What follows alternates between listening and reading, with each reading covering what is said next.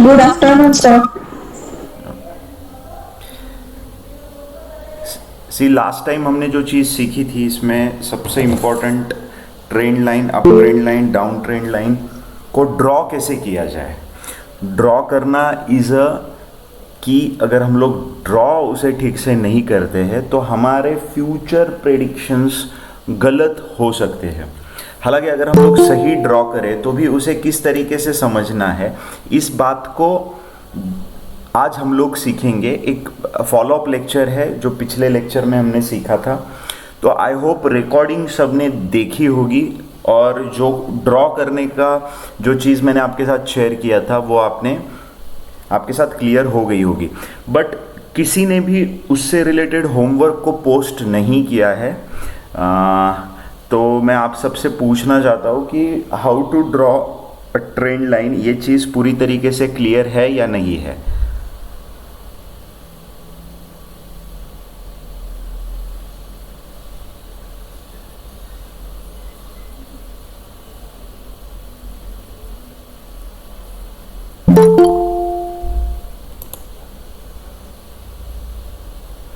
Clear है, ठीक है।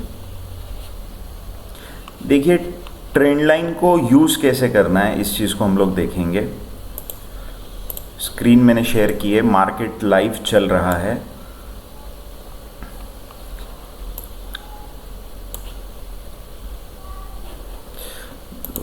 डेली पे चले जाते हैं। डेली पे जितनी भी और चीज़ें उसको मैं रिमूव कर रहा हूँ। अब डेली पे हम लोग देखेंगे कि ट्रेंड लाइन को यूज़ कैसे करना है।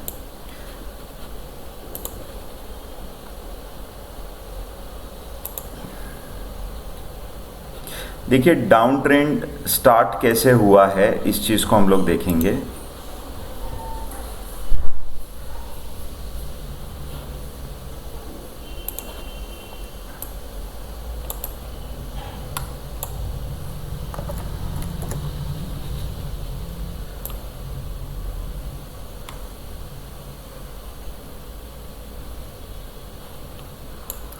ठीक है, तो ये डाउन ट्रेंड लाइन हम लोग यहाँ से मार्क करेंगे। देखिए कब करेंगे वो भी बता देता हूँ मैं।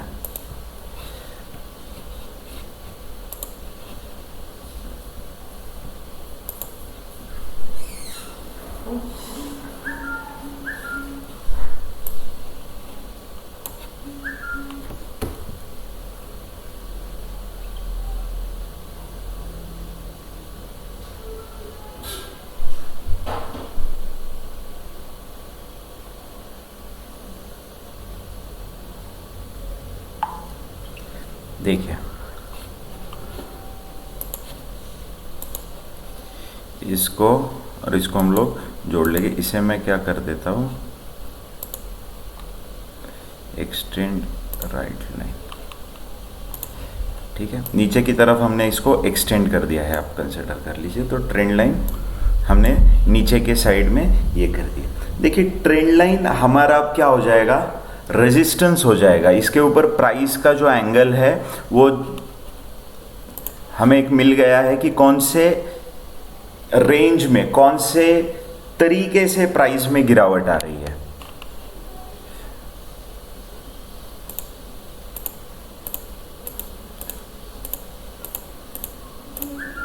देखिए, अब प्राइस ने ट्रेंड लाइन के पास एंगल्फिंग बना दी है और रेजिस्टेंस के पास बनाई है, तो हम इसे सेल कर सकते हैं। बिकॉज हमारा जो एक बेसिक फंडा है वो क्या है कि sell on resistance and buy on support. इसी का डे हाई हम लोग कंसिडर करेंगे और सेलिंग कर सकते हैं एज अ स्टॉप लॉस। तो देखिए किस तरीके से प्राइस में गिरावट हमें ट्रेंड लाइन के बाद देखने को मिली है। फिर से वो ट्रेंड लाइन जो है वो हमारा एक रेजिस्टेंस बना रहेगा।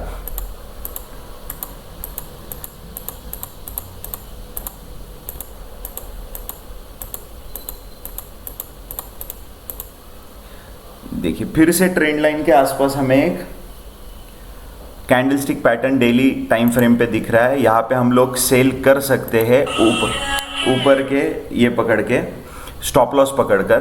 तो अगर हम लोग इसे सेल करते हैं तो देखिए एक अच्छा डाउनसाइड मूव हम लोग कैप्चर कर सकते हैं, प्रेडिक्ट कर सकते हैं। अब ये देखिए, ये जो ट्रेंड लाइन है, ट्रेंड लाइन के आसपास बेरिश पैटर्न नहीं दिख रहा है। इसका मतलब ये सपोर्ट, ये रेजिस्टेंस जो है वो ब्रेक होने के चांसेस है ऊपर की तरफ। तो प्राइस अब इस रेजिस्टेंस को नहीं मान रही है और यहां से अब प्राइस नीचे की तरफ मूव हो सकती है। इस चीज का ये एक साइन है कि देखिए रेजिस्टेंस के पास क्या आ रहा है, बाइंग आ रही है। मतलब रेजिस्टेंस के पास सेलर जो है वो पूरी तरह से सेलिंग एब्जॉर्ब हो गई है और जो बायर्स है वो हावी हो गए हैं। और इसके बाद देखिए प्राइस का मोमेंटम ऊपर की तरफ है। अब देखिए हमने ट्रेंड में सीखा हुआ है, हमने ट्रेंड में क्या सीखा हुआ है, जब भी कोई ट्रेंड चेंज होता है या हो सकता है तो प्रीवियस जो स्विंग हाई है, down trend to up trend, ये कब ये होगा कि प्रीवियस स्विंग हाई जब टूट जाएगा। तो यहां पे क्या हुआ है, प्रीवियस स्विंग हाई टूट गया है।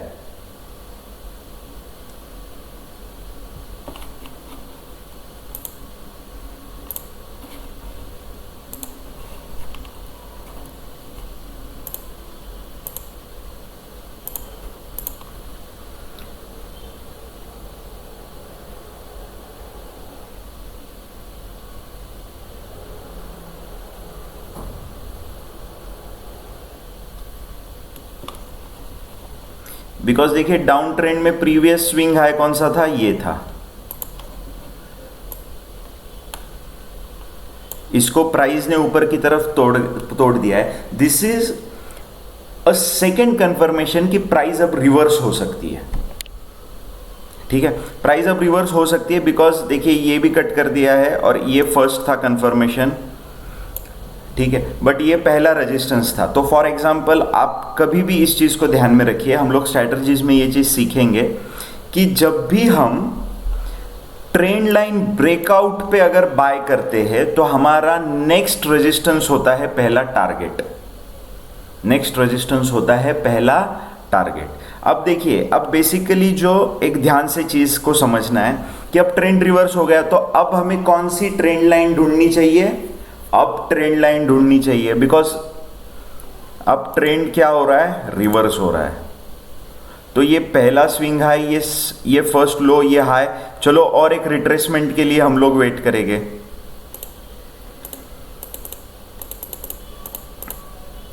ठीक है, अब रिट्रेसमेंट जो है वो थोड़ा सा वर्टिकल टाइप ऑफ मतलब काइंड ऑफ मिला है, ये फर्स्ट और ये सेकेंड। तो हम लोग जो बनाएंगे अभी वो थोड़ा सा वर्टिकल तरीके से बनाएंगे, ये इस तरीके से बनाएंगे।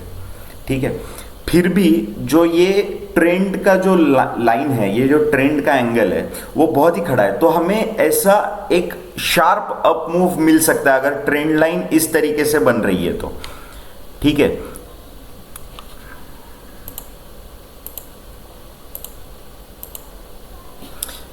सी ट्रेंड लाइन के पास फिर से क्या मिला है हमें, एक यहाँ पे पैटर्न मिला है और यहाँ से बुलिश चीज कंटिन्यूएशन दिख सकता है। देखिए, लेकिन एक गैप डाउन मारा है और क्या हुआ है, प्राइस नीचे खुला है। लेकिन ध्यान से सुनिए, ये ट्रेंड लाइन तो ब्रेक हो गई है बट प्रीवियस जो स्विंग लो है, प्रीवियस स्विंग लो कौन सा है, ये है। जब तक ये कटता नहीं है तब तक ये ट्रेंड कंटिन्यू रहने के चांसेस ज्यादा है। सेकेंड कंक्लूजन नोट डाउन कर लीजिए, अगर आप नोट डाउन कर रहे हो तो, या तो सुन लीजिए। ट्रेंड लाइन के एंगल्स हमें फाइंड करने बहुत इंपॉर्टेंट होते हैं। लाइक देखिए, ये एक एंगल था बट अब ये एंगल टूट चुका है, ट्रेंड लाइन ब्रेक हो चुकी है। इसका मतलब यहां से हम लोग सेल करेंगे ऐसा बिल्कुल भी नहीं है। ओके, अनलेस एंड अनटिल हमें ये जो लेवल है 42,008, ये अगर डाउन साइड में नहीं कटता है, because this is a major what we can say theory of trend. Trend reverse कब होता है, जब previous swing low, up trend reverse होते टाइम प्रीवियस स्विंग लो देखा जाता है, डाउन ट्रेंड रिवर्स होते टाइम प्रीवियस स्विंग हाई देखा जाता है। ठीक है, तो हम लोग फिर से देखेंगे कि आगे चल के क्या हो रहा है।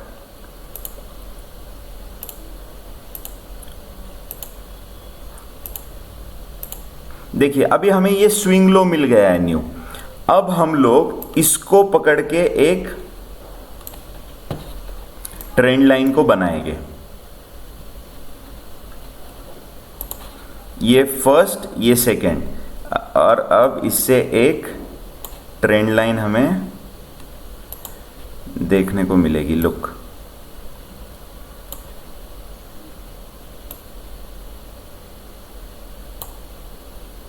ठीक है, बिकॉज दो स्विंग लो हमारे पास है, तो यहां से हम इस एंगल में एक ट्रेंड लाइन बना सकते हैं। इसको मैं अभी तक टच नहीं कर रहा हूं, ये मैंने वैसे की वैसे रखी हुई है।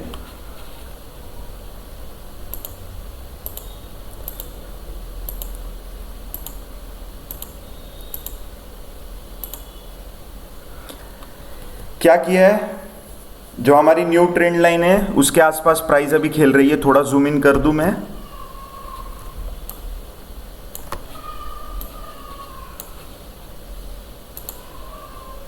देखिए यहां से प्राइस फिर से ऊपर निकल रही है,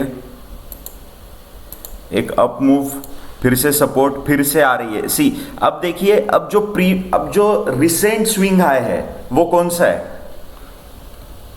सॉरी स्विंग हाई नहीं, स्विंग लो, वो ये है। ठीक है, बिकॉज देखिए यहां से प्राइस ये यहां पे, इसके बाद ये यहां पे, इसके बाद ये यहां पे। अभी तक कट नहीं हुई है, तो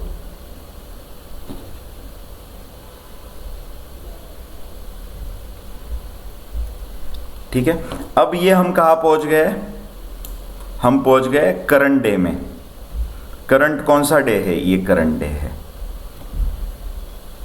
7 जून का।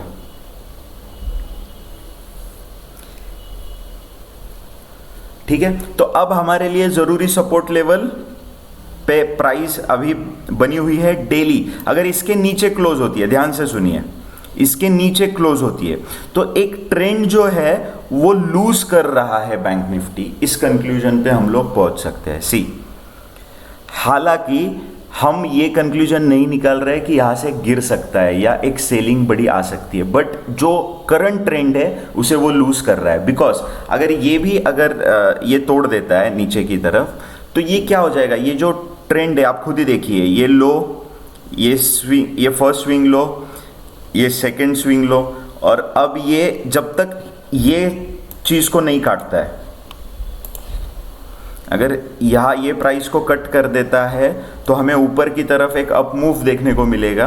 अगर नहीं और इसे नीचे की तरफ काट देता है तो हम अप ट्रेंड को यहाँ पे थोड़ा पॉज मान के चल सकते हैं। ये तरीका होता है प्राइस को एनालिसिस करने का। ठीक है, this is called nothing but technical analysis. अब जो स्विंग हाई और स्विंग लो आपको अभी दिख रहे हैं, वहां पे अब जो मैंने एक ऊपर लाइन कट की है, एक नीचे लाइन कट की है, तो मैं ये नहीं कह सकता हूं कि अगर यहां से भाग गया तो ऊपर भाग जाएगा। इसे हम कैसे डिसाइड करेंगे, अगर यहां से ऊपर जाता है तो हम लोग, अगर यहां से ऊपर जाता है तो कैंडल्स कैसे बन रहे हैं इस चीज को देखेंगे और फिर इस डिसीजन पे पहुंचेंगे कि क्या हो रहा है क्या नहीं। ओके, और अगर नीचे आ रहा है यहां से तो हम लोग ये सपोर्ट जो जोन है, ये पूरा सपोर्ट जोन है, तो यहां पे प्राइस किस तरीके से देख रहे, मतलब क्या रिएक्ट करती है उस चीज को देखेंगे और फिर हमारे बाइंग या सेलिंग के डिसीजन बनाएंगे। बट ये जो सपोर्ट रेजिस्टेंस है, बेसिकली ट्रेंड लाइन क्या दिखा रही है, सपोर्ट एंड रेजिस्टेंस दिखा रही है।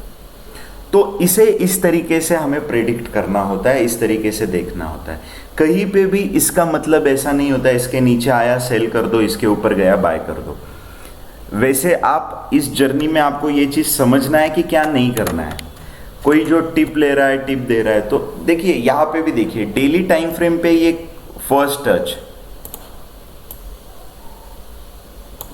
Second, approximate third, fourth, 4 touch के बाद इसे ब्रेक किया है ना। तो अब इसे भी देखिए 1 2 3 4 लगभग 4 टच हो गए। See this is something like pattern जो मार्केट में चल रहा है उसको देखना बहुत ज़रूरी है। बिकॉज क्या है कि ज़रूरी नहीं है यहाँ पे ये रेंज बाउंड भी हो जाएगा, बट हमें कंक्लूजन क्या करना है कि कब हमें प्राइस एक्शन को रेंज बाउंड समझना है, कब हमें उसे ट्रेंडिंग समझना है। इस चीज़ को हमें डिसाइड करना बहुत ज़रूरी है।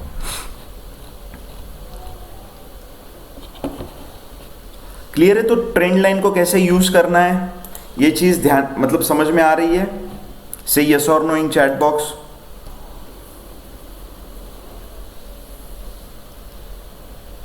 यस,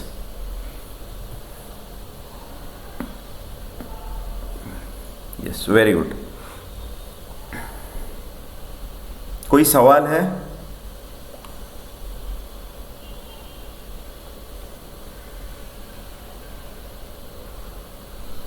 कोई भी स्टूडेंट कोई सवाल पूछना चाहता है?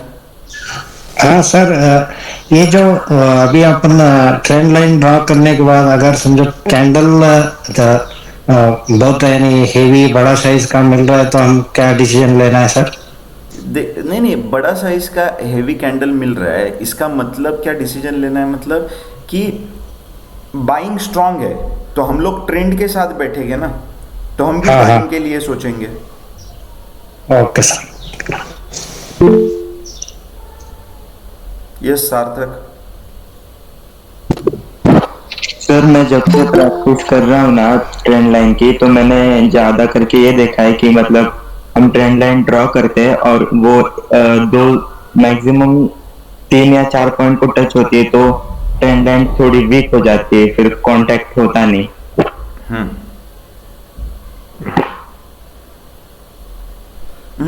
नहीं नहीं, क्या क्या है आपका ऑब्जर्वेशन? सर मतलब हम ट्रेंड लाइन ड्रॉ करते हैं, मतलब प्राइस टच होती है ट्रेंड लाइन को ऊपर नीचे, फिर मतलब मैक्सिमम 3 4 बार टच होती है, फिर बाद में होती नहीं, ट्रेंड लाइन थोड़ी वीक हो जाती है, ऐसा देखा है मैंने बहुत हाँ, बार। ट्रेंड लाइन नहीं, कोई भी सपोर्ट एंड रेजिस्टेंस वीक हो जाता है। मैं बताता हूँ, अच्छा पॉइंट ये किया है। और विजय सिंह आपका भी जो सवाल है वो भी इसमें कवर हो जाएगा। देखिए फिर से चार्ट पे चल रहे हैं हम लोग।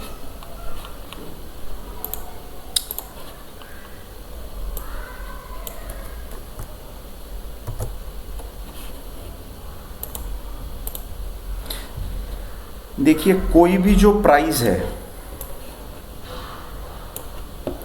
ये ट्रेंड लाइन मतलब हम लोग सिर्फ ट्रेंड वाली चीज़ों में ये कर रहे हैं। सपोर्ट एंड कोई भी सपोर्ट एंड रेजिस्टेंस का इन जनरल यही नेचर होता है।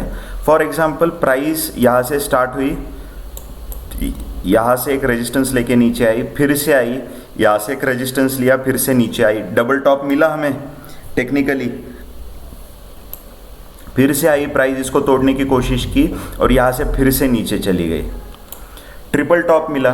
बट टेक्निकली इस चीज़ को समझो कि ये जो लाइन है, जब प्राइस फिर से जब यहाँ पे आएगी, ठीक है, तो अब इसे तोड़ने के चांसेस ज़्यादा हो गए।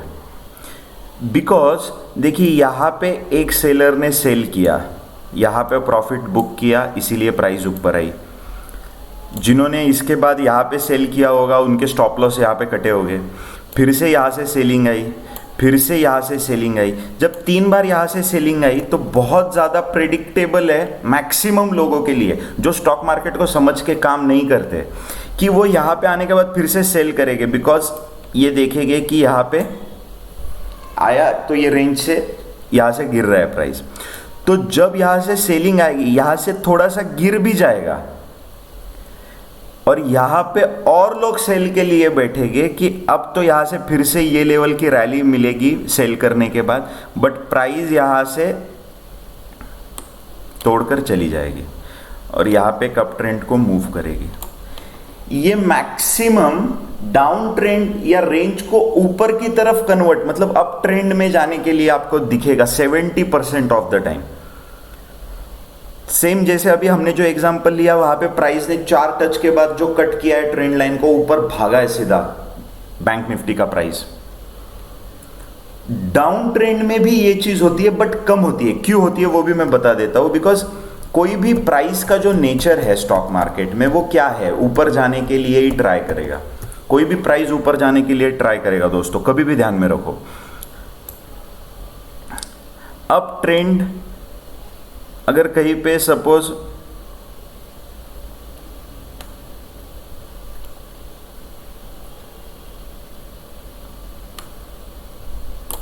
ठीक है, फॉर एग्जांपल ये ट्रेंड लाइन मिल रही है,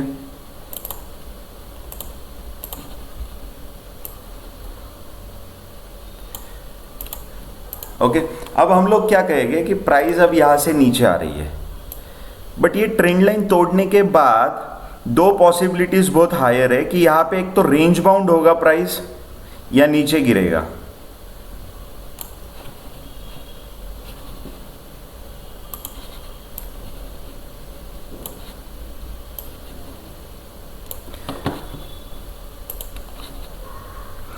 तो ये रेंज प्ले करने के बाद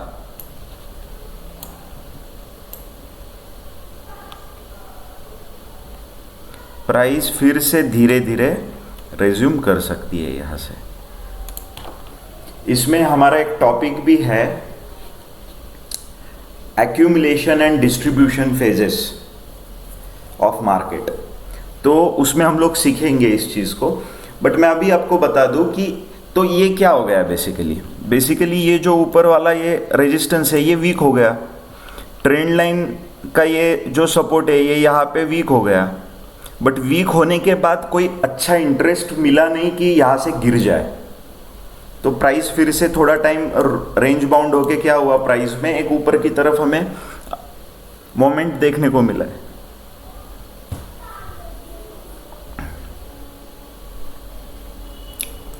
तो सपोर्ट एंड रेजिस्टेंस की एक खासियत होती है कि जितनी बार उसे टेस्ट होता है उतना उसके चांसेस बढ़ जाते हैं ब्रेक होने के, ठीक है। बट एज अ ट्रेडर हमें इस चीज को ध्यान में रखना है कि हम कोई भी चीज एक कंफर्मेशन पे नहीं करेंगे। कोई भी हम बाइंग सेलिंग एक कंफर्मेशन पे नहीं करेंगे, हम लोग उसमें मल्टीपल कंफर्मेशन को सर्च करेंगे, ठीक है। हम लोग दो चार चीजें उसमें देखेंगे तो ही एक ये होता है कि कन्विक्शन होता है कि हम पैसा लगा रहे हैं नहीं लगा रहे, लगाना चाहिए नहीं लगाना चाहिए,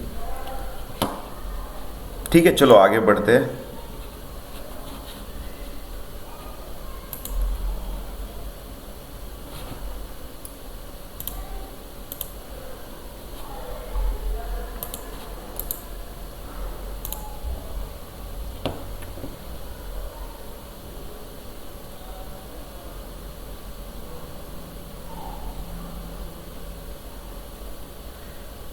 अब क्या करना है, अब क्या चीज है जो सबसे जरूरी है। अब हम लोग मूव करेंगे सेकंड टॉपिक के ऊपर। आज हम लोग इस टॉपिक का सबसे इंपॉर्टेंट पार्ट देखेंगे कि जिसमें बाकी इंडिकेटर्स को प्लेस कैसे करना है और उनका इंट्रोडक्शन लेंगे। ट्रेंड लाइन के बाद जो चीज हम लोग सीख रहे हैं आज वो है how to apply indicator on chart. इसमें आज हम लोग कौन से इंडिकेटर्स का इंट्रोडक्शन लेने वाले हैं। इसमें सबसे पहला है मूविंग एवरेज, दूसरा है वॉल्यूम, तीसरा है आरएसआई और चौथा है एमएससीडी, ठीक है। इसमें सबसे पहले इसे प्लेस कैसे किया जाता है उसे हम लोग समझ लेंगे। हम लोग इंडिकेटर्स में जाएंगे। इंडिकेटर्स में यहाँ पे सर्च दिख रहा है, यहाँ पे आपको डालना है मूविंग एवरेज, MOV। आप अगर मतलब टाइप करोगे तो यहाँ पे आ जाएगा। यहाँ पे आपको बहुत सारी चीज़ें दिखेगी, moving average, two line cross, average cross, moving average. Simple moving average आपको सिलेक्ट करना है। जैसे ही आप सिलेक्ट करते हो तो स्क्रीन पे आपको ये प्लेस हो जाएगा। मेरा ऑलरेडी बना हुआ है, मैंने उसे हाइड कर दिया था, बट ये इस तरीके की लाइन आपको दिखेंगी। ये जो मूविंग एवरेज है दोस्तों, इस चीज को समझना है, ये बेसिकली ट्रेंड फॉलोइंग इंडिकेटर है। ट्रेंड फॉलोइंग इंडिकेटर मतलब अगर आप देखो तो थोड़ा मैं डेली टाइम फ्रेम पे ब्रॉडर एस्पेक्ट पे थोड़ा आपके साथ शेयर कर रहा हूँ। तो देखिए जहाँ पे स्विंग हाई स्विंग लो बने हैं वहीं पे आपको ये उसी डिरेक्शन में बढ़ रहा है, ये फील आपको आएगा। तो जैसे अगर आप देखो नीचे से तो जहाँ लो बना है वहाँ से ये ऊपर जा रहा है, जहाँ से फिर स्विंग लो बना वहीं पे उसने एक स्विंग लो बनाया, फिर ऊपर गया। फिर जब प्राइस डाउन ट्रेंड में चली है तो ऐसा लग रहा है मूविंग एवरेज भी डाउन ट्रेंड में चला है। फिर जब प्राइस फिर से ऊपर गई है तो मूविंग एवरेज भी क्या दिख रहा है हमें, ऊपर की तरफ बढ़ते हुए दिख रहा है। इसका मतलब क्या है कि this is a trend following indicator. Trend following indicator है मतलब ये सबसे अच्छा काम जब प्राइस एक ट्रेंड को पकड़ेगी तब करेगा। ध्यान से समझिए मैं क्या कह रहा हूं। ये सबसे अच्छा काम तब करेगा जब प्राइस एक ट्रेंड में चलेगी। अगर प्राइस किसी रेंज में रुक जाती है, अटक जाती है, तो ये भी प्राइस को फॉलो करेगा, because see eventually price is the main indicator. उसी को फॉलो करते हैं सभी इंडिकेटर। तो अगर प्राइस एक रेंज में अटक जाएगी तो ये भी कंफ्यूज हो जाएगा कि मुझे ऊपर जाना है या नीचे जाना है। तो बेसिकली ये एक ऐसा इंडिकेटर है जो ट्रेंड फॉलोइंग इंडिकेटर है, और जब प्राइस कोई ट्रेंड में चल रही है अच्छे, तो ही आपको ये अच्छे रिजल्ट देगा। ठीक है।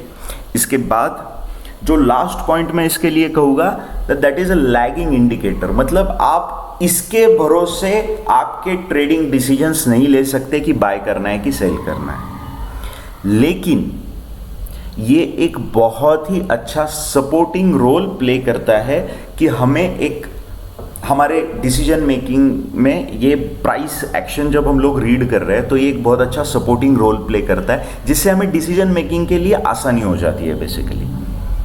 तो ध्यान में रखना है कि ये जो चीज़ है ये इम्पॉर्टेंट भी है बट इंडिविजुअल इम्पॉर्टेंट नहीं है। ये एक साइड हीरो की तरह है, मतलब लीड रोल नहीं है इसका, बट एक अच्छा खासा साइड रोल इसका है, और बाकी इंडिकेटर से ये हमें एक अच्छा ट्रेंडिंग मार्केट में एक अच्छा सपोर्ट भी करता है चीज़ों के लिए।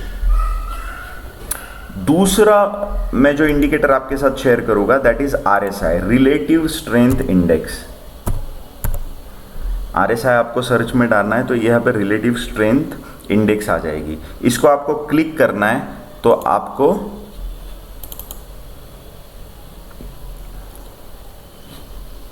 यहाँ पे मिल जाएगा। ये देखिए नीचे जो है ये इस तरीके का RSI आ जाएगा। अभी मैंने डबल क्लिक कर दिया है उस पर तो ये पूरे स्क्रीन पे आपको RSI ही दिख रहा है।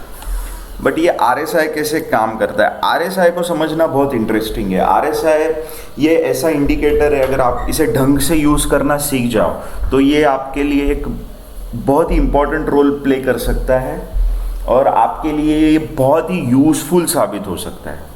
ठीक है। अगर आप इसे सिर्फ इसके भरोसे पर अगर सिर्फ RSI के भरोसे पर आप आपके बाइंग सेलिंग के डिसीजंस मेकिंग करने लग जाओ तो ये बहुत ही लॉस मेकिंग भी हो सकता है। तो सिर्फ इसके मेन जो हमारा जो मेन लीड हीरो है वो है प्राइस, और ये फिर से सपोर्टिंग है। और फिर से एक चीज़ ये कह दूँ मैं आपको कि इसको रीड करने के बहुत सारे तरीके बुक्स में, यूट्यूब पर, या बहुत जो टीच करते हैं स्टॉक मार्केट वो अपने अपने इंटरप्रिटेशन से इसको सिखाते हैं या यूज़ करते हैं। मैं मेरे इंटरप्रिटेशन से इसे सिखाऊंगा। ज़रूरी नहीं है आपको ये किसी बुक में मिले या चीज़ ये हो, बट इसे हम लोग बैक टेस्ट करेंगे प्रॉपर और समझेंगे। फिलहाल इसके जो 3 इम्पॉर्टेंट पहलू है, 3 इम्पॉर्टेंट पार्ट है, उसे हम लोग आज समझेंगे।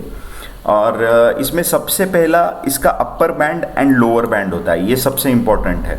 तो देखिए जैसे अपर बैंड है यहाँ पे करीबन 70 के आसपास और लोअर बैंड है 30 के आसपास।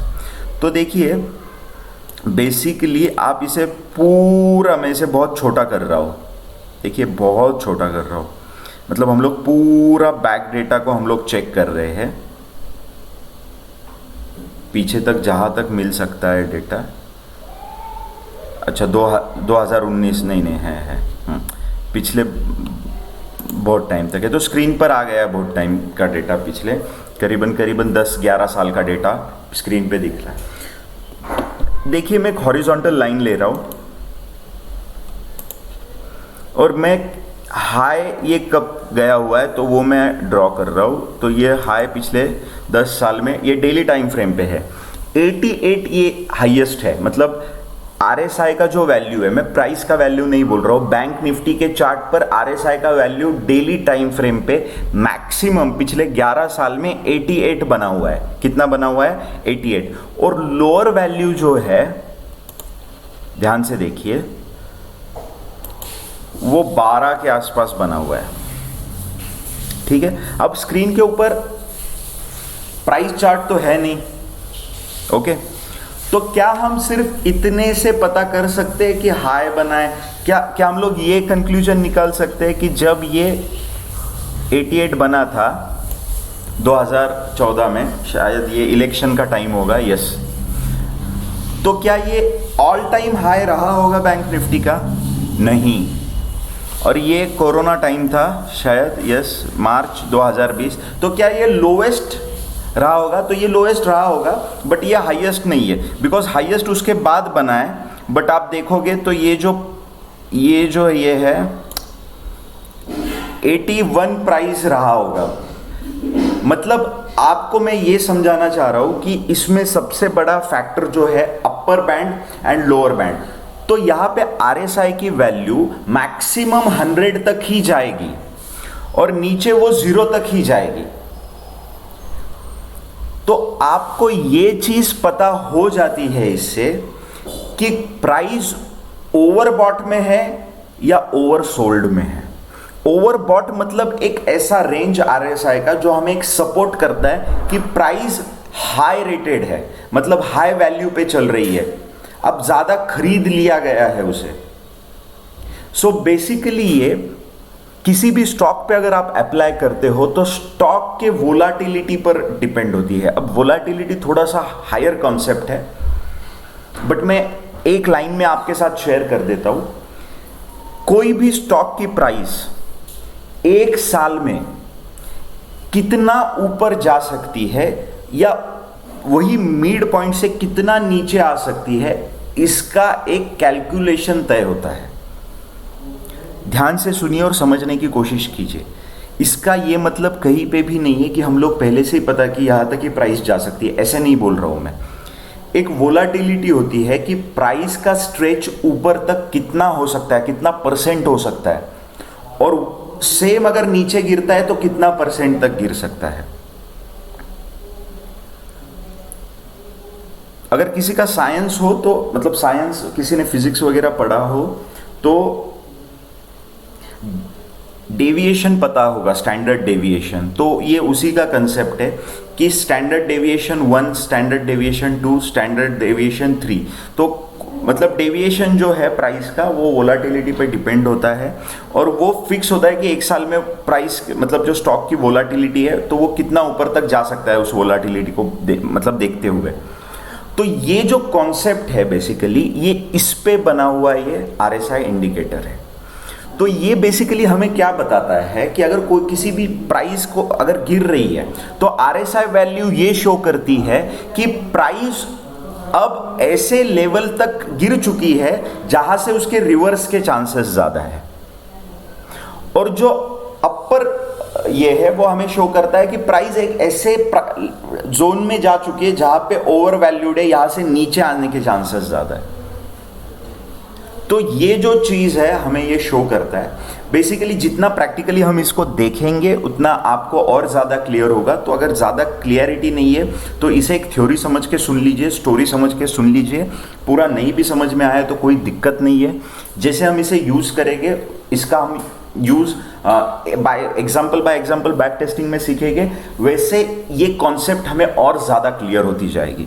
आज हमें समझना है RSI की एक वैल्यू होती है जो usually 95% of the time 100 to 0 के बीच में रहेगी। और इसमें RSI वैल्यू एक चीज़ होती है, दूसरा होता है अपर बैंड, तीसरा होता है लोअर बैंड। अपर बैंड की वैल्यू 60, 70, 80 इन तीनों में से एक हो सकती है, और लोअर बैंड की वैल्यू 20, 30 और 40 इसमें से एक हो सकती है।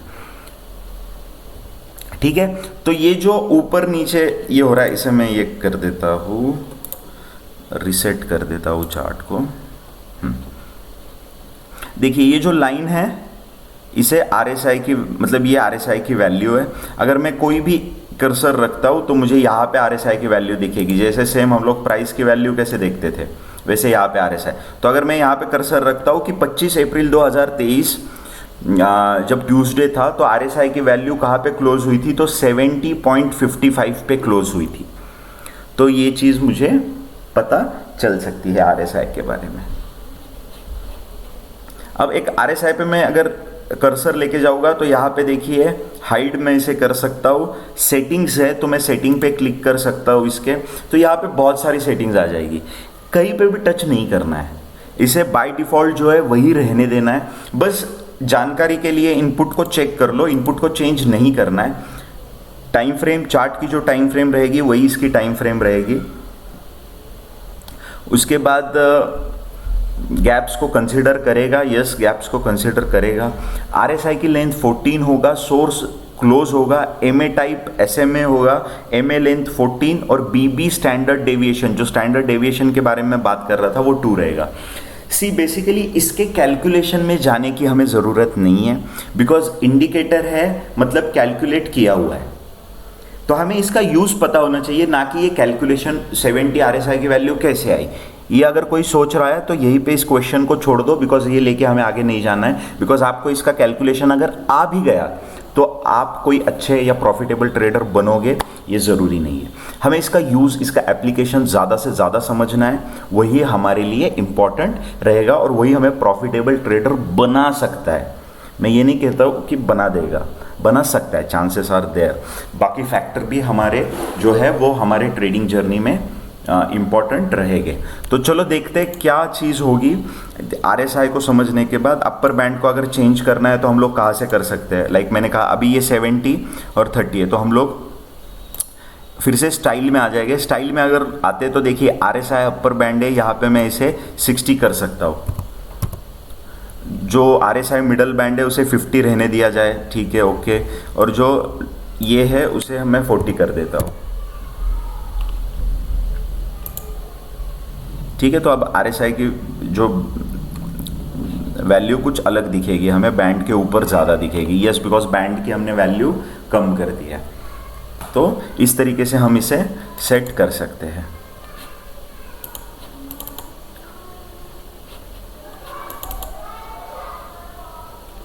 अब इंडिकेटर पे हम लोग जाएंगे। इंडिकेटर पे हम RSI के बाद MACD, तो पहला इंडिकेटर देखिए MACD के बाद आपको MACD cross over, MACD bull cross over and RSI oversold 5 candle, आपको बहुत सारी चीज़ें दिखेगी ट्रेडिंग व्यू पे। पर आपको वो जो फर्स्ट है moving average, convergence and divergence, उसे सिलेक्ट करना है। जब आप उसे सिलेक्ट करोगे तो ये स्क्रीन पे आपके आ जाएगा। ये देखिए ये पार्ट जो है यहाँ पे MACD लिखा हुआ है। अब इसे मैं डबल क्लिक करता हूँ समझने के लिए, ठीक है। इसे अब हम लोग देखेंगे कि इसमें क्या होगा। देखिए हम लोग पहले समझ लेंगे कि ये जो ड्राइंग बनी है ऐसी, ये क्या है, ओके। यहाँ पे 2 लाइंस दिख रही है आपको, जो ऊपर गई है नीचे आई है। उसके बाद एक हिस्टोग्राम दिख रहा है। तो हिस्टोग्राम को जब आप समझोगे तो ध्यान से समझना है। मैं थोड़ा जूम कर रहा हूँ। इसमें ये जो लाइन है ये 0 लाइन है, ठीक है। अब कर्सर मेरा थोड़ा माइनस पे है, पर ये 0 लाइन है यहाँ पे। तो ये 0 लाइन है। 0 के ऊपर पूरा पॉजिटिव आपको चीज़ें दिखेगी और नीचे आपको निगेटिव चीज़ें दिखेगी, मतलब निगेटिव नंबर दिखेगा बेसिकली।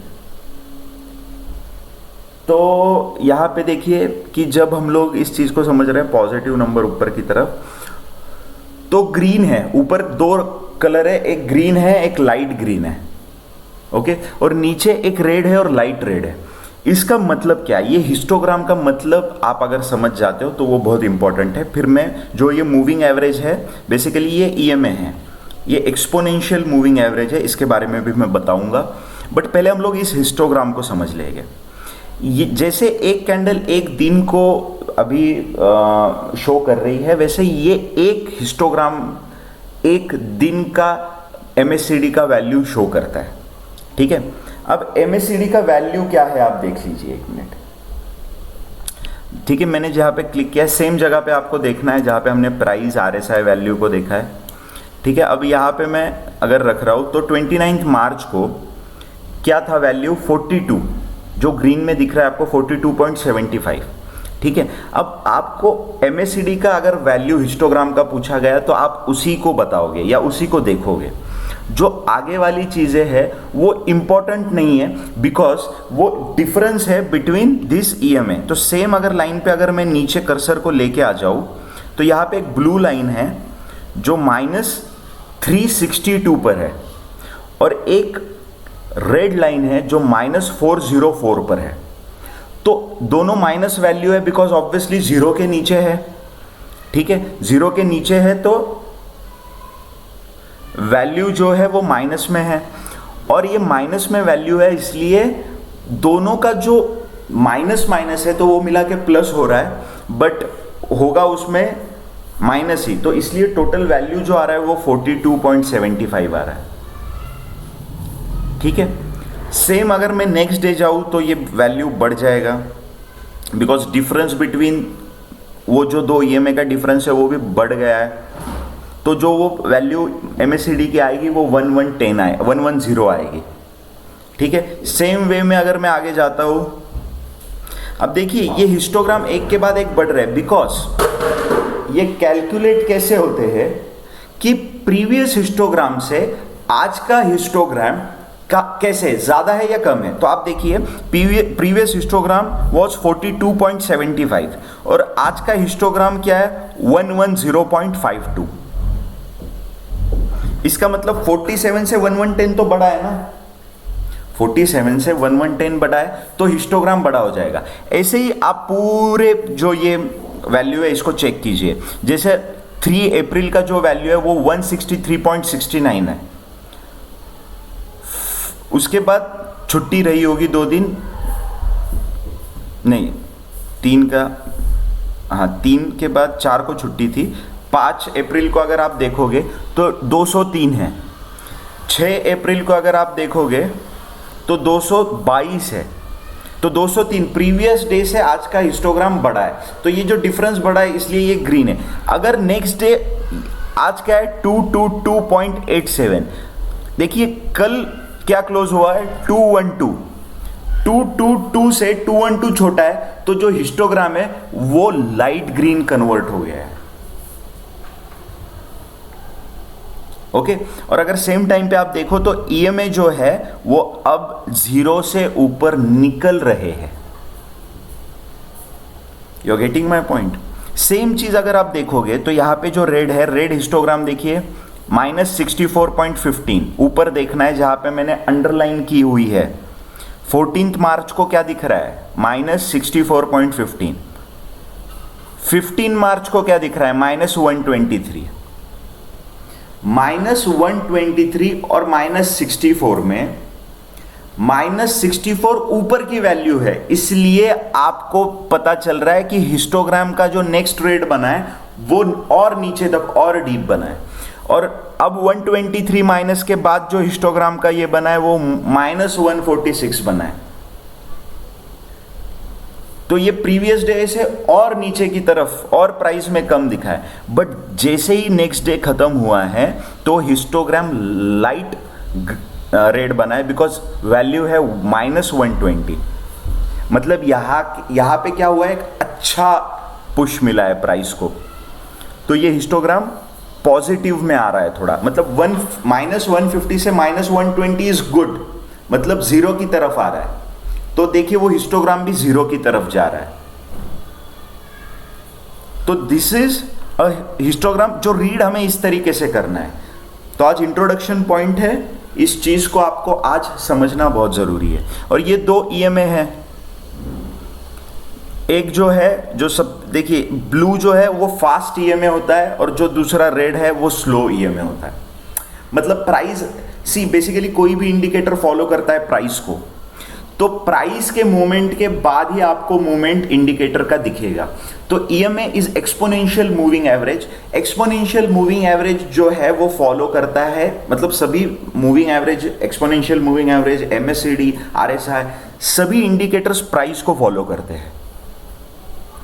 अब ये भी प्राइस को फॉलो करता है, बट इसमें दो है। ईएमए जो फास्ट है वो कम टाइम का है और ईएमए जो स्लो है वो ज्यादा टाइम का है।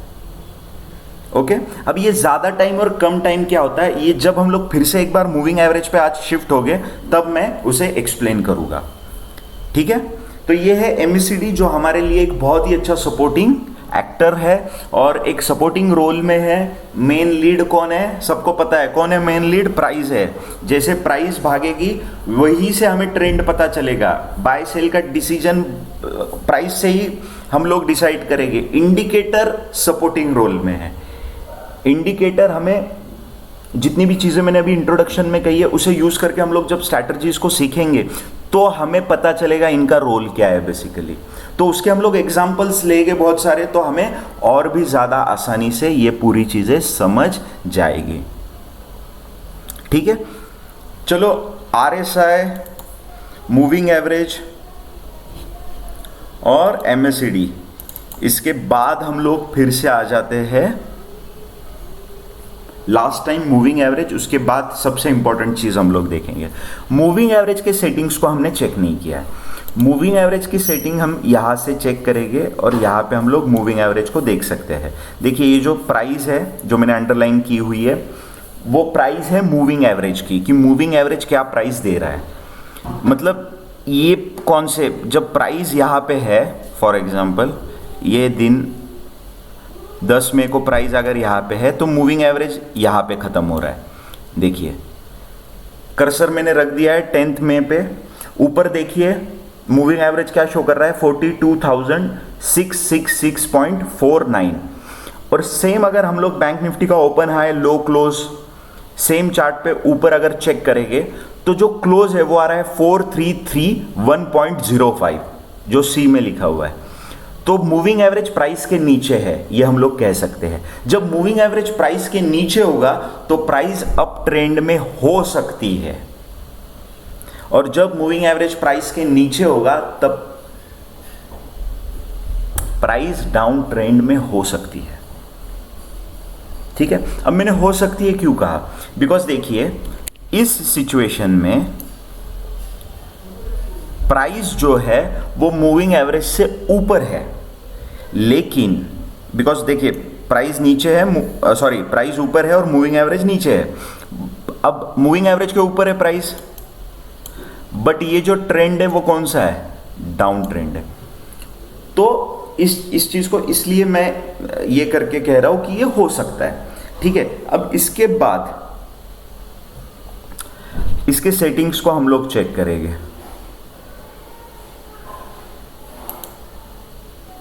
ठीक है, यहां पे भी कुछ चेंज करना नहीं है, कुछ करना नहीं है, हमें बस इस चीज को ध्यान में रखना है कि ये मूविंग एवरेज है। ओके, इनपुट में चेक करना है लेंथ 20। अब मूविंग एवरेज में लेंथ 20 मतलब क्या है, मूविंग एवरेज में लेंथ 20 का मतलब है मूविंग एवरेज की जो सेटिंग है इसमें 20 का मतलब है पिछले 20 कैंडल का क्लोज का एवरेज प्राइस है। ये ध्यान से सुनिए, पिछले 20 कैंडल का। अब मैं 20 कैंडल क्यों बोल रहा हूं, बिकॉज अगर ये डेली टाइम फ्रेम पे है तो पिछले 20 दिन का है, अगर ये 15 मिनट पे है तो 15 मिनट के पिछले 20 कैंडल का है, अगर ये 5 मिनट का है तो ये 5 मिनट के एक कैंडल, ऐसे 20 कैंडल जो पिछले है उसका क्लोज का एवरेज है। इसलिए हम लोग इसे मूविंग एवरेज कहते हैं। मूविंग एवरेज क्यों कहा जाता है, बिकॉज ये एवरेज जो है प्राइस के मोमेंट के साथ मूव हो रहा है, it is not static, that's why it's a moving average. Okay, and this is very important to understand कि मूविंग एवरेज को डायनामिक सपोर्ट एंड रेजिस्टेंस भी कहा जाता है, डायनामिक सपोर्ट और डायनामिक रेजिस्टेंस भी कहा जाता है। जब ये प्राइस के नीचे होता है तब इसे डायनामिक सपोर्ट कहा जाता है। Why dynamic? बिकॉज ये प्राइस के साथ मूव कर रहा है कंटिन्यूअसली। एक कैंडल क्लोज हुई, नेक्स्ट कैंडल स्टार्ट हुई, तो इसका भी मोमेंट प्राइस को फॉलो कर रहा है, इसलिए इसे मूविंग एवरेज कहा जाता है। ओके, अब आते हैं हमारे सेकंड कॉन्सेप्ट पे। अगर मैं इस 20 को देखिए, सब देखिए ब्लू लाइन कैसे दिख रही है, अभी प्राइस के बहुत नजदीक दिख रही है, से यस और नो?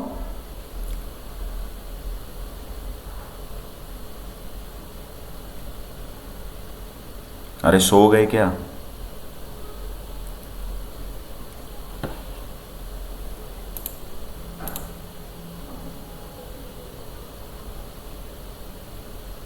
ओके, मूविंग प्राइस से बहुत नजदीक दिख रही है। मैं एक चेंज कर देता हूं, ध्यान से देखिए, ये जो 9 है इसे मैं 5 कर देता हूं। अब क्या हो रहा है मुझे बताइए, प्राइस क्या हो गई है, मूविंग एवरेज क्या हो गया, प्राइस को और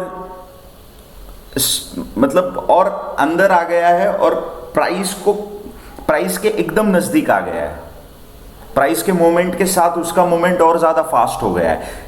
जितना कम लेंथ पे हम लोग मूविंग एवरेज को या सिंपल मूविंग एवरेज या एक्सपोनेंशियल मूविंग एवरेज को रखते हैं, उसे कहा जाता है फास्ट मूविंग एवरेज, जो एमएससीडी में हमने देखा था। ये फास्ट क्यों होता है? Because it reacts very fast to the price change. ठीक है, अब मैं इसे 5 से चेंज कर देता हूं 50। अब ये और दूर चला गया और ये बहुत स्लो रिएक्ट कर रहा है। दैट्स वाई जितनी लेंथ ज्यादा है उसे कहा जाता है स्लो मूविंग एवरेज। ओके, आप में से कुछ लोग हैं, मैं कोई सवाल पूछता हूं तो वो कैसे आंसर देते हैं? फास्ट आंसर देते हैं, फटक से अनम्यूट करके यस सर, नो सर, फटक से चैट बॉक्स में यस सर, नो सर। और कुछ लोग हैं, तो this is fast and slow. जितना लेंथ ज्यादा है मूविंग एवरेज का, slow moving average, because it reacts very slowly to the price change. Okay, and जितना लेंथ कम है मूविंग एवरेज का, उतना वो fast, because it reacts very fast to the price change. Okay, this is what moving average is. And ये same concept moving average का जो मैंने फास्ट एंड स्लो एमएससीडी में बताया था, उसमें भी सेम है। ठीक है, आज के दिन का हम लोग लास्ट जो इंडिकेटर है उसको देखेंगे किस तरीके से प्लेस करना है। इंडिकेटर में जाएंगे और यहां पे लिखेंगे सिंपल वॉल्यूम। ये जो वॉल्यूम आ रहा है फर्स्ट, इसको हम लोग क्लिक करेंगे, यहां पे बना हुआ है मेरे पास, तो मैं इसे यहां पे, तो ये आ जाता है वॉल्यूम। सिर्फ प्राइस के बाद अगर कोई इंपॉर्टेंट फैक्टर हमारे ट्रेडिंग जर्नी में कोई होगा या कोई इंपॉर्टेंट होगा तो वो है प्राइस। वो है प्राइस, नहीं सॉरी, मतलब प्राइस तो है, प्राइस के बाद अगर कोई इंपॉर्टेंट होगा तो वो है वॉल्यूम। वॉल्यूम हमें एक इंपॉर्टेंट डेटा, इंपॉर्टेंट इनपुट देती है कि वो पर्टिकुलर कैंडल में या वो पर्टिकुलर टाइम फ्रेम में कितने लोगों ने बाय एंड सेल किया है। ध्यान से सुनिए, बहुत इंपॉर्टेंट डेटा है, बहुत बड़ा रोल प्ले करता है। बहुत स्ट्रैटेजीज ऐसी होती है जो वॉल्यूम बेस्ड होती है, वॉल्यूम एनालिसिस पे बेस्ड होती है। देखिए फॉर एग्जांपल, जितना मैं इसको स्मॉल करता हूं मुझे और अच्छा इसका आंसर मिलेगा।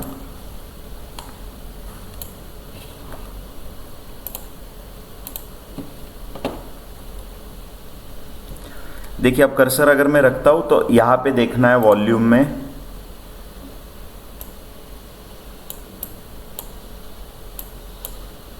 ठीक है।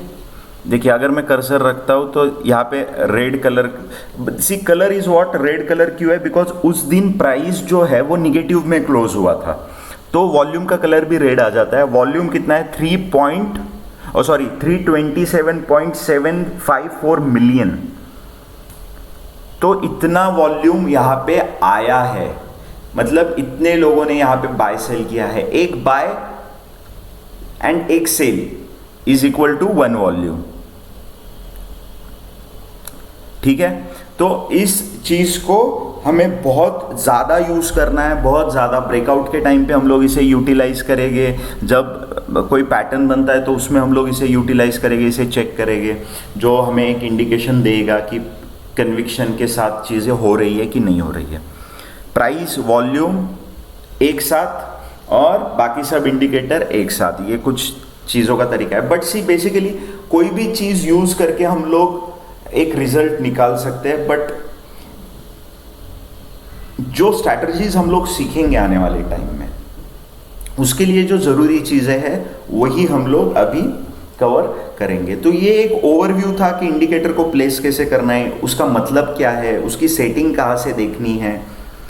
तो ये सब चीज़ें हमने आज में देखी। इन इंडिकेटर के साथ हम लोग बाकी हमारे जितने भी प्राइस एक्शन है उसको जोड़ते हैं जनरली, और स्ट्रैटेजीज बनते हैं। टाइम फ्रेम हम लोग चेंज करके इन चीज़ों को करते हैं, तो ऐसे स्ट्रैटेजीज बनती है। उसे हम लोग बैक टेस्ट करेंगे, उसे हम लोग फॉरवर्ड टेस्ट करेंगे, लाइव मार्केट में उसे डिप्लॉय करेंगे, उस पर हम लोग पैसा लगा के उसे डिप्लॉय करेंगे।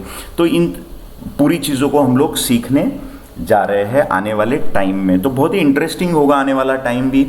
इन सब नॉलेज को, इन सब थ्योरी क्लासेस को जिसने ज़्यादा अच्छे से किया है, ज़्यादा अच्छे से समझने की कोशिश की है, ज़्यादा रिकॉर्ड लाइव लेक्चर को अटेंड किया है, रिकॉर्डिंग को ज़्यादा से ज़्यादा बार सुना है, पॉइंटर्स बनाए हैं, क्वेश्चनरीज बनाई हैं, अगर कहीं क्वेरीज क्वेश्चनिंग आती है तो उनको इसका फ़ायदा ज़्यादा देखने मिलेगा, और बाकी सब कन्फ्यूजन में ही आगे बढ़ेंगे। तो अगर आपको नहीं बढ़ना है तो अभी भी टाइम है, रिकॉर्डिंग को देखिए, 2 बार 3 बार क्वेश्चंस है उन्हें निकालिए और आगे बढ़ते रहिए। तो आज के लिए इतना ही, जहाँ पे हमने फॉलोअप सेशन पिछले सेशन का कवर किया, जहाँ पे हमने ट्रेंड लाइन को बाइंग सेलिंग के लिए कैसे यूज़ किया जाता है ये समझने की कोशिश की। हालांकि हम लोग सिर्फ उतना ही नहीं यूज़ करेंगे, बट जनरली कैसे होता है उस चीज़ को हमने आज समझा। उसके बाद हमने इंडिकेटर्स को चार्ट पे कैसे प्लेस करना है, इंडिकेटर का क्या मतलब होता है, ठीक है। तलवार चलाने अगर सीखनी है तो तलवार के बारे में समझना ज़रूरी है, ओके, नहीं तो दिक्कत हो जाएगी। मार्केट हमारी ही तलवार लेगा और हम पर ही वो भारी पड़ जाएगी। तो मतलब हम पर ही भारी पड़ेगी, इसका मतलब क्या होता है, लॉस होता है सीधा सीधा।